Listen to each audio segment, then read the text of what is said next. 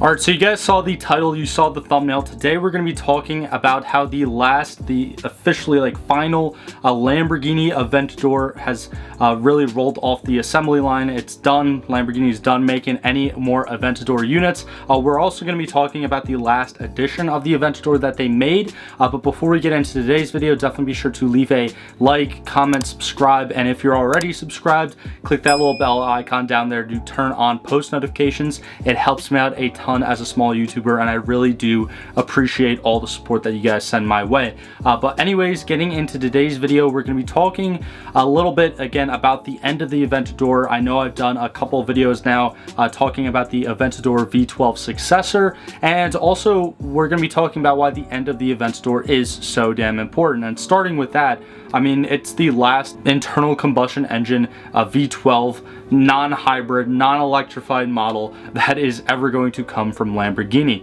Now, the Aventador successor is already confirmed that it will still have a V12, and Lamborghini has pledged to also, continue making V12s for as long as humanly possible. However, before they pledge that, they also apparently pledged to electrify their entire lineup by 2026. So I don't know how they're going to do, or they're going to fulfill both of those promises. I hope it's they actually just stick with the V12s and don't completely make everything an EV. But we do know, confirmed, that the Lamborghini successor will have a naturally aspirated internal combustion engine, a V12 in it, as well as a hybrid system, most likely familiar with the Lamborghini Scion or Sion, however you want to pronounce that. But getting into today's articles, but first we're going to be looking at Lamborghini's official site, which you could see right here. And it's a very short little monologue of the history of the Lamborghini Aventador, but it basically says that the last unit, which has been already sent off, is a LP784. Now, that's the Ultimate Roadster. It's basically just like the last edition of the Aventador, which we're going to be talking about as well. Here's an actual picture of it. I think they nicknamed it Arrivederci, which in Italy is, or in Italian I should say, is both a goodbye and hello, if I'm not mistaken. I don't know, I took 4 years of Italian in high school, and my teacher would definitely be mad at me right now, but I believe it's both a kind of a goodbye and a hello in the Italian language, but obviously in this instance they're using it as a farewell signal. I also really love the spec of this one with the white interior and this very, very metallic kind of sky blue or baby blue or light blue, whatever you want to call it. But that's basically all that's on Lamborghini's site. They talk about how, the Aventador was originally released in 2011. They talk about the S, the SV, the SVJ, all the different types and editions of this Aventador. And then moving on to this Car Scoops article, this also came out today, and it talks about all the 11,465 units that the Aventador has seen over the course of the past decade or so. And also right here, it notes all the different V12 models that Lamborghini has made over the years, from the Miura to the Diablo, the Countach, the Murcielago, and then obviously this Aventador. And also, one little thing that I want to take away from this article is that right here, it does state that the Lamborghini Aventador successor will be a plug-in hybrid. Now, I know I recently made a video on this, and I was kind of debating whether or not it's going to be a plug-in hybrid or it's not going to be a plug-in hybrid, because again, the Lamborghini Scion or Sion is not a plug-in hybrid. And honestly, I think that if Lamborghini already developed that powertrain for that car, yes, I know it's a $2 million special edition Lambo, but I definitely think that they can kind of repurpose that and throw it into the new Aventador successor. I don't know.